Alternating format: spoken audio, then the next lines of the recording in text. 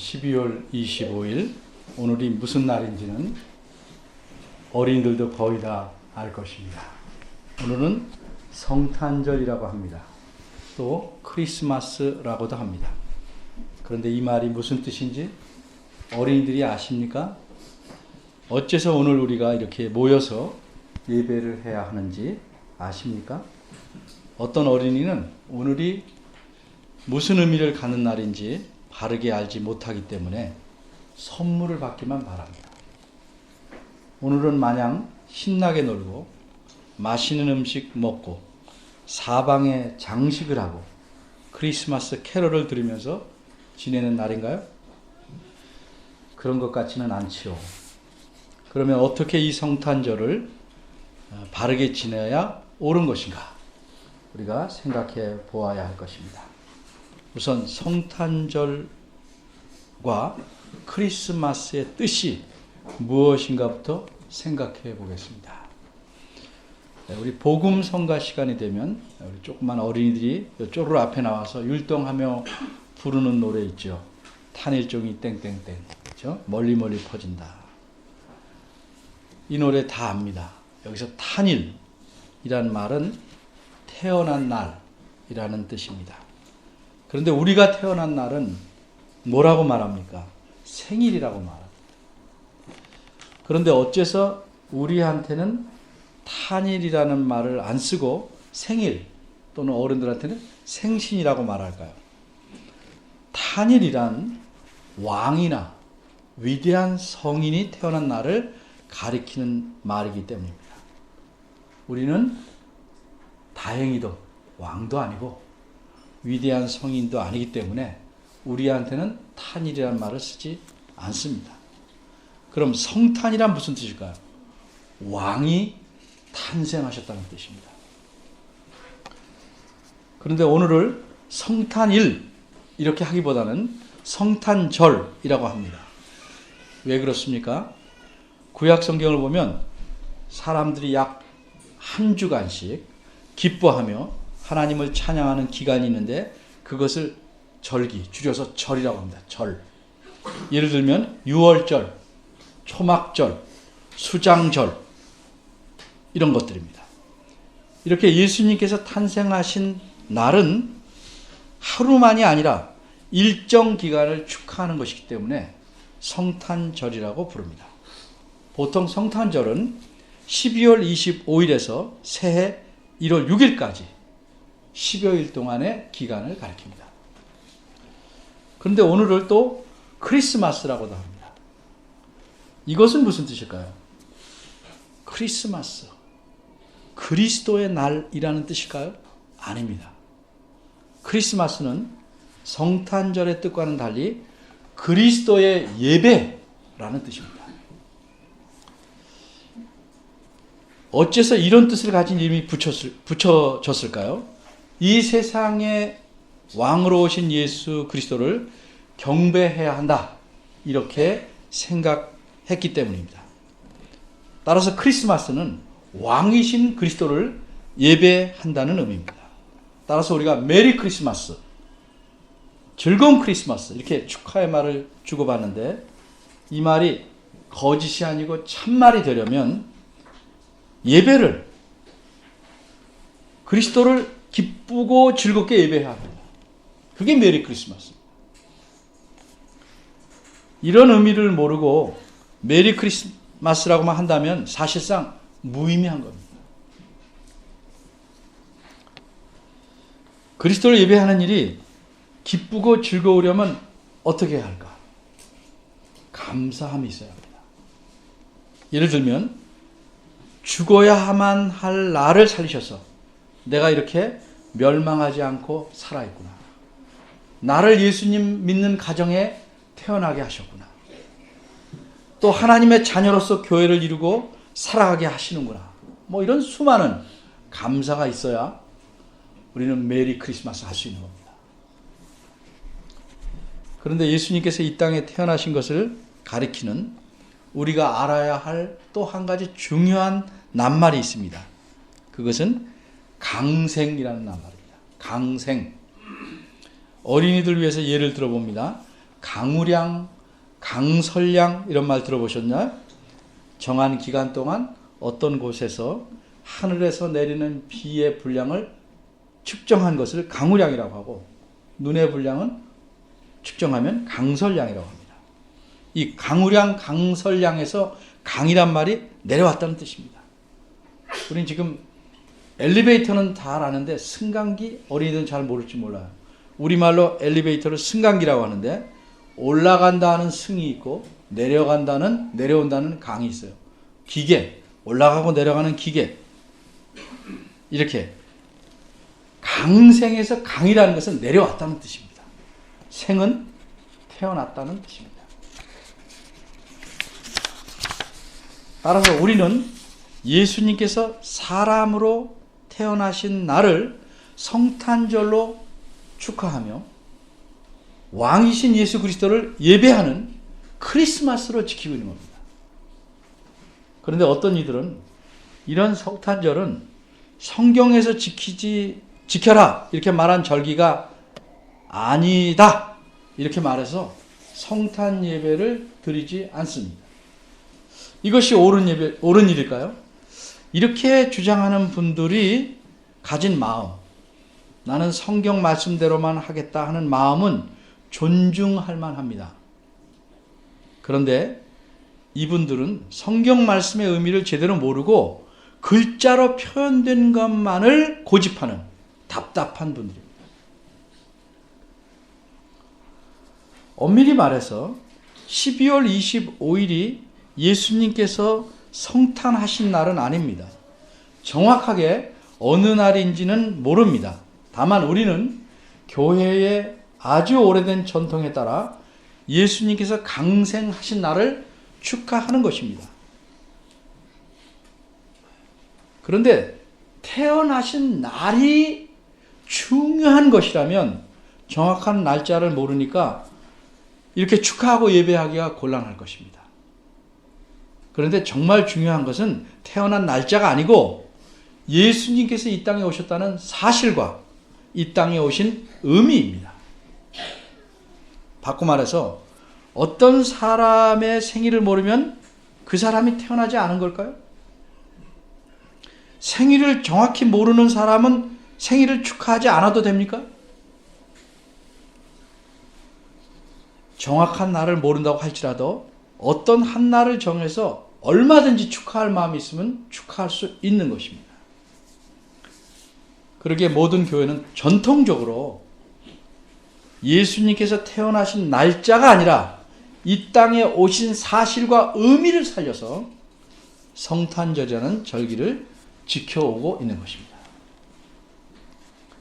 그럼 성탄절의 의미는 무엇일까요? 그것은 예수님께서 이 땅에 오신 의미, 즉 강생하신 의미를 이해해야 알 수 있습니다. 예수님께서 이 땅에 강생하셨다는 사실은 하나님께서 매우 오래전부터 계획하셨고 선지자들을 통해서 예언하신 일입니다.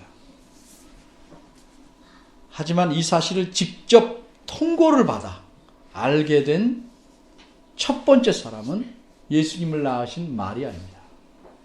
가브리엘이라는 천사가 직접 나타나 알려주었습니다. 그리고 두 번째로 이 사실을 직접 알게 된 분은 마리아와 정혼한 남편 요셉입니다. 자신과 동침한 일이 없는데 자기 아내 마리아가 아기를 가졌다는 사실을 알게 되었을 때 그 남편의 고민이 얼마나 심하였겠습니까? 그래서 하나님께서 천사를 보내셔서 전후 사정을 알려주시고 그럼으로써 그 고민을 해결해 주십니다. 이렇게 천사가 요셉에게 전한 말씀이 마태복음 1장 20절에서 23절까지 네 구절입니다. 이 말씀 중에서 21절을 본문으로 삼아서 오늘은 두 가지만 생각해 보도록 합니다. 첫째, 예수님께서 이 땅에 오신 목적은 무엇인가? 둘째, 예수님께서 이 땅에 오신 의미는 무엇인가? 첫째입니다. 예수님께서 이 땅에 오신 목적은 무엇인가? 오늘 본문 21절을 한번 다시 보겠습니다. 이 구절을 보면 요셉에게 아기가 태어나면 이름을 예수라 지으라고 말씀합니다. 그리고 어째서 태어날 아기의 이름이 예수여야 하는지, 그렇게 지어야 하는지 이유를 알려줍니다. 그러면 예수라는 이 이름 자체의 의미는 무엇인가? 이 구절 전체가 의미가 아니고 예수라는 이름의 의미는 간단히 말하면 구원입니다. 구원. 근데 이것을 좀 정확히 말하자면 이건 히브리 말인데 이런 뜻입니다. 여호와는 구원이시다. 또는 여호와께서 구원하신다 하는 뜻입니다. 어째서 하나님께서는 자기 사자를 통해서 요셉에게 태어날 아기의 이름을 예수라고 지으라고 하셨을까? 그 이유는 예수라는 그 이름 안에 그 아기가 장차 행할 모든 일들의 의미를 담고 있기 때문입니다. 바꿔 말하자면 이 아기는 장차 자기 백성을 구원하실 것이기 때문입니다.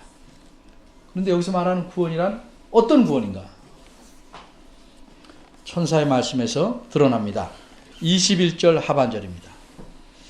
근데 이 하반절 말씀은 사실 그 당시 유대인들에게는 믿기 힘든, 받아들이기 힘든 매우 충격적인 내용입니다. 왜 그렇습니까? 유대인들은 구약 성경을 이렇게 이해하고 있었기 때문입니다. 장차 있게 될 구원이란 여호와 하나님께서 자기 백성, 즉 하나님의 백성을 구원하실 것이다. 이렇게 이해하고 있었습니다. 그런데 21절 말씀 보면 여호와 하나님이 구원하시는 것이 아니고 예수님이 구원하시는 거예요. 거기다가 하나님의 백성을 구원하는 것이 아니고 예수님 자신의 백성을 구원하신다는 겁니다. 어째서 예수가 하나님이냐? 사람으로 태어날 아기가 어떻게 하나님일 수 있느냐? 이것이 유대인들이 받아들이기에 힘든 것이고 불가능한 것이고 모순입니다. 그러면 이런 모순을 어떻게 우리는 이해해야 할까요?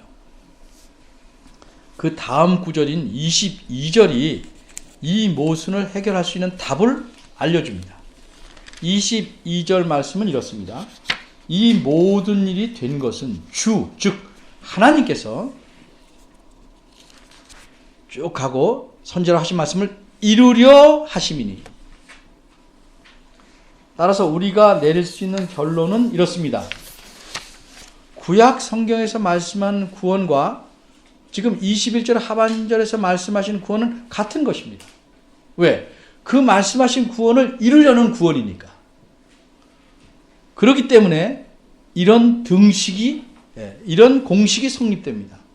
구약에서 말한 여호와 하나님이란 곧 예수님과 같이 놔도 된다. 구약에서 말한 하나님의 백성이란 곧 예수님의 백성이다. 그런데 이런 사실이 유대인들에겐 너무 충격적입니다. 믿을 수 없습니다. 하지만 이 사실이 우리에게는 구약 성경의 말씀, 구약 성경의 비밀을 푸는 열쇠가 되는 것입니다.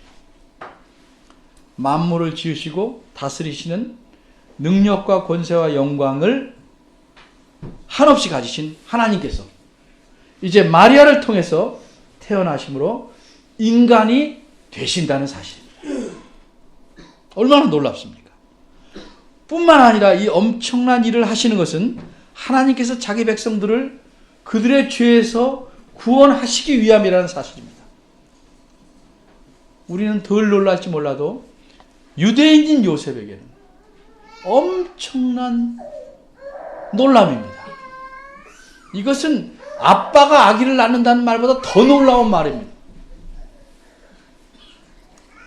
요셉이 이 말씀의 내용을 얼마나 이해했는지 우린 정확히 알 수는 없지만 이 말씀의 내용을 요셉이 믿은 것만은 분명합니다. 왜 그렇습니까? 요셉은 천사의 말을 들은 대로 행했기 때문입니다. 24절입니다. 어떻게 여자가 남자 없이 아기를 가질 수 있는가? 그렇게 고민하던 요셉은 성령으로 잉태되었다 하는 천사의 말씀을 그대로 믿었습니다. 하나님을 믿기에 천사가 전한 하나님의 말씀을 믿을 수 있었던 것입니다. 그 말씀을 그대로 받아들였고 그러기 때문에 마리아를 아내로 데려왔습니다. 이혼하려고 마음을 굳혔다가 천사의 말씀을 듣고 그 말씀을 믿고 마리아를 아내로 데려왔습니다. 믿는다는 것은 기본적으로 이런 것입니다. 말씀하신 분을 믿는 것입니다. 내 생각으로 충분히 이해가 안 돼도 그분이 말씀하셨으니까 받아들이는 겁니다. 이게 믿음입니다. 그 말씀의 내용을 비록 속속들이 이해할 수 없다고 할지라도 말씀한 분을 믿기에 그 말씀을 액면 그대로 받아들이는 것, 이게 믿음입니다. 오늘 본문 21절 하반절 원문을 보면 특별히 강조하는 낱말이 하나 있습니다. 그것은 누가 구원하실지를 강조하고 있는 겁니다. 누가 구원하실 것인가? 다시 말하면 구원하실 분은 다름 아닌 바로 예수님이라는 사실을 강조하고 있습니다. 다른 인물이 아닌 바로 그분 하나님이 사람이 되어 이 땅에 오신 예수님께서 구원을 이루신다 하는 사실을 강조하고 있습니다. 그런데 예수님은 자기 자신을 위해 구원을 이루시려는 게 아니고 남들, 자기가 아닌 타인들, 즉 자기 백성들을 위해 그들을 구원하실 것입니다.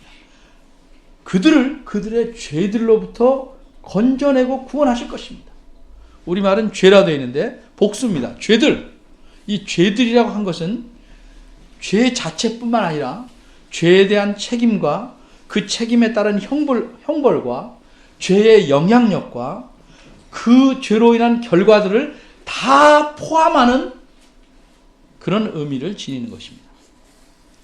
따라서 이 구원은 하나님께서 의도하시고 계획하시고 구약 성경을 통해 여러 모양으로 나타내신 궁극적인 그런 구원을 가리킵니다. 이렇게 자기 백성을 구원하시려는 것이 예수님께서 이 땅에 오신 목적입니다. 그리고 이 목적을 어떻게 하셨습니까? 십자가에서 죽으심으로써 다 이루셨습니다. 두 번째입니다. 그럼 예수님께서 이 땅에 오신 의미는 무엇인가? 여호와 하나님께서 이 세상에 오신 것이 이번이 처음인가요? 바꿔 말하면 구약시대에 예수님께서 이 세상에 오신 적은 없으셨는가? 구약 성경에 나타난 몇 가지 사건을 간단히 보겠습니다. 아브라함이 장막문 앞에 앉아 있다가 세 사람을 갑자기 만나게 됩니다. 근데 그 중에 한 사람은 여호와 하나님이셨습니다. 모세는 광야에서 양을 몰고 가다가 꺼지지 않는 떨기나무 불꽃을 보고 돌이켰습니다. 근데 그 불꽃 가운데서 여호와의 사자가 계셨습니다. 나타나십니다. 근데 이분은 단순히 여호와께서 보내신 한 천사가 아니었습니다. 이분 자신이 여호와이셨습니다. 출애굽기 3장 2절 4절 보시면 압니다. 또 삼손의 부모에게 여호와의 사자가 나타나셨습니다. 자신의 이름을 기묘라고 알려주십니다.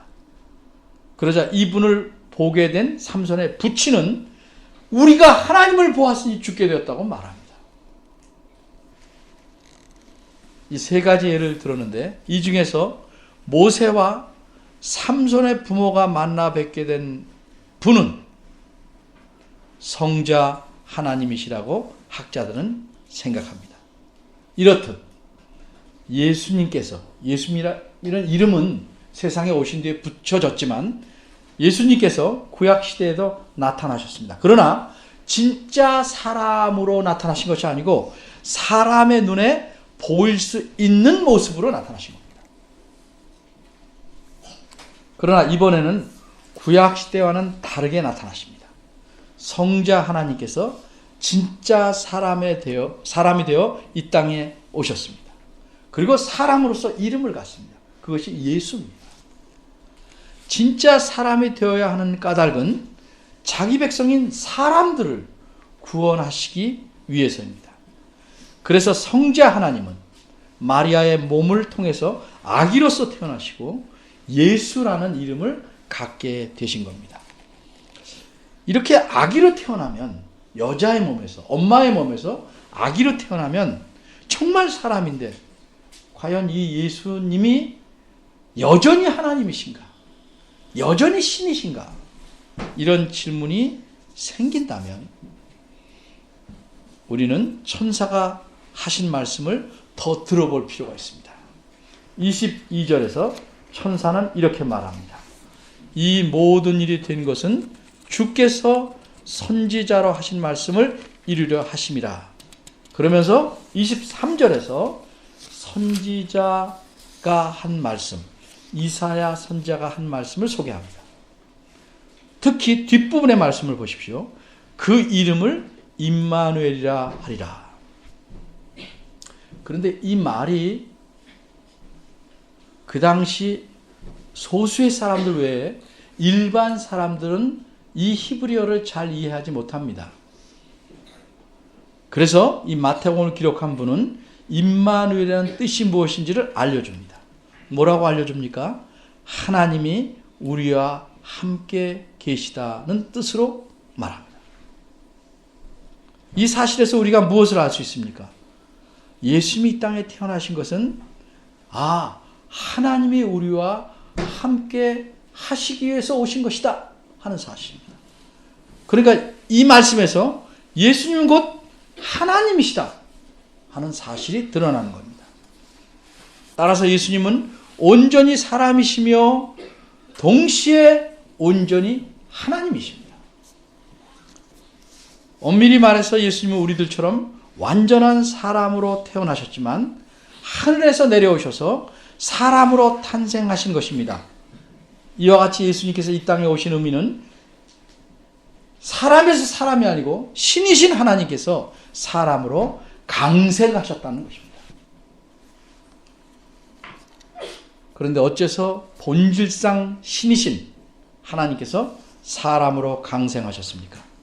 자기 백성들, 그들의 죄, 그들의 모든 죄에서 구원하시기 위함입니다. 하나님이 진짜 사람이 되셔서 사람으로 살아가신다는 것은 쉽게 말하면 즐거운 일이 아닙니다. 영광스러운 일이 아닙니다. 그것은 고통스러운 일입니다. 게다가 자신이 본질상 하나님이시고 하나님 아들이시라는 예수님의 말씀을 듣고 그 당시 사람들 그를 미쳤다고 비웃습니다. 조롱합니다. 핍박합니다. 마침내는 죽입니다. 이처럼 예수님은 하나님으로서 가지셨던 모든 영광을 내려놓으시고 사람이 되셨고 사람들에게 치욕스러운 죽임을 당하신 겁니다. 이런 사실을 사도 바울 선생님은 이렇게 표현합니다.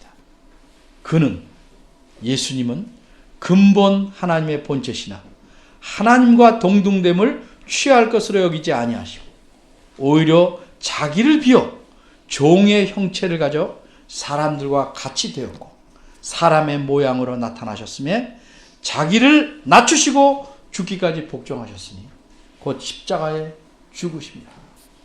방금 우리가 읽은 빌립보서 2장에서 6절에서 8절 말씀입니다. 이렇듯 예수님은 하늘에서 내려오셔서 사람으로 태어나신 구세주입니다. 사람들을 구원하시는 주님입니다. 예수님은 강생하신 구주이십니다. 이것이 예수님께서 이 땅에 오신 의미입니다. 오늘은 예수님께서 하나님으로서의 영광을 버리시고 이 세상에 사람으로 태어나신 성탄절입니다. 그러기에 오늘은 이렇게 우리 모두를 구원하시려고 강생하신 우리 구주 예수 그리스도를 진심으로 크게 감사하며 예배하는 크리스마스이어야 합니다. 그 당시 유대인들은 예수님이 하나님의 아들이심을 믿지 못했습니다. 예수님께서 그리스도이시며 구세주이심을 믿지 못했습니다.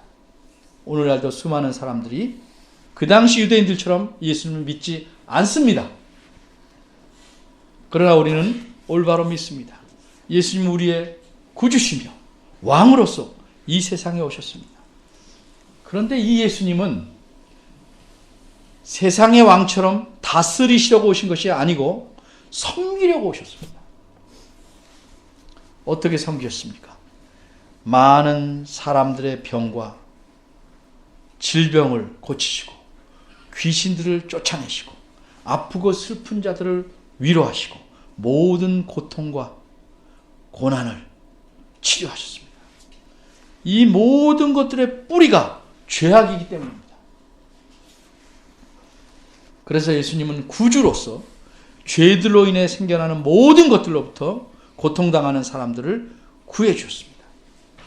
이렇게 하심으로써 죄들로부터 사람을 구원한다는 것이 무엇인지를 예로서 보여주신 것입니다. 예수님은 자기 생명을 내어주시기까지 우리를 섬기러 오신 왕입니다. 왕도 그러하셨는데 우리는 어떻게 살고 있습니까? 우리는 섬기려 하지 않고 섬김을 받으려 하지는 않습니까? 남을 내 발 아래 두고 내 원대로 부리려 하진 않습니까? 남을 누르고 올라서려고 하지 않습니까? 남의 것을 알게 모르게 부당한 방법으로 가로채려고 하진 않습니까? 나눠주려고 하기보다는 움켜주려고 하지 않습니까? 체면상 내놓기는 하지만 자기의 좋은 부분을 베어내지 않고 쓰다 남은 것을 찔끔 내어놓으려고 하지 않습니까? 남을 돕는다는 것은, 섬긴다는 것은 희생을 갖고 들어가는 겁니다. 남는 것으로 하는 게 아닙니다. 우리는 남의 불행을 딛고서 행복해지려고 하지 않습니까? 남의 실패를 딛고 서서 성공하려고 하지 않습니까? 예수님께서 이 땅에 강생하신 성탄절을 진심으로 기뻐하고 감사하려면 예수님께서 보이신 섬김의 정신대로 살아가야 합니다. 이것이 왕에 대한 충성입니다. 이것이 예수님의 제자로서 살아가는 길입니다. 이것이 진정한 그리스도인이 따라야 할 가르침입니다. 예수님께서 보이신 길로 걸으며 그분의 가르침대로 살아가는 저와 여러분이 되기를 간절히 바랍니다. 기도하겠습니다. 한 해를 돌아봅니다. 하나님, 저희는 남의 아픔과 고통에 무심하였고 잘못한 사람들의 나쁜 마음과 행동들을 손가락질하기에 바빴습니다. 그러나 내가 가진 소중한 것들을 베어내서 남을 도우려는 생각이 어쩌다 들면 그것까지 눌러버리고 살아온 한 해인지 모르겠습니다. 수많은 사람들이 아픔을 갖고 사는데 우리는 귀를 닫고 눈을 감고 우리의 좋은 것에 취해서 살지 않았나 돌아봅니다. 겨우 우리가 정신을 차리고 성탄절이 돼서야 우리의 이러한 모습을 돌아보고 회개합니다. 그리고 또다시 전과 같이 그렇게 우리 자신만을 위해서 살다가 또 내년 성탄절에 가서야 회개한다면 우리가 짐승과 다를 것이 무엇이겠습니까? 저희를 긍휼히 여기신 하나님, 그 마음을 헤아려 안다면 또 우리에게 베푸신 크신 은혜를 저희가 진정으로 감사한다면 이제부터는 부족하지만 충분하진 않지만 주님이 걸어가신 길을 힘들더라도 따라가도록 마음에 결심을 갖고 행할 수 있도록 주께서 이끌어 주시길 바랍니다. 엄밀히 말해서 주께서 이끌어 주시지 않아서 저희가 못 따라간 것이 아니고 이끌어 주셨음에도 불구하고 저희는 손을 놓고 딴짓하고 있었습니다. 저희를 불쌍히 여기시고 저희에게 다시 기회를 주시고 주의 길을 가도록 격려해 주시기를 바랍니다. 소외되고 억압받고 그리스도를 믿는 이유로 무자비에게 총살과 교수형을 당하고 칼에 배임을 당하고 수많은 사람들에게 윤간을 당하고 재산을 잃고 부모를 잃는 많은 사람들이 있습니다. 그들을 위해서 기도할 수 있게 하시고 기도한 바대로 우리의 것을 내어놓아서 도울 수 있도록 저희 마음을 부드럽게 해주시기를 바랍니다. 주께서 주시는 은혜를 감사하는 사람으로 살기를 원하오니 주여 저희를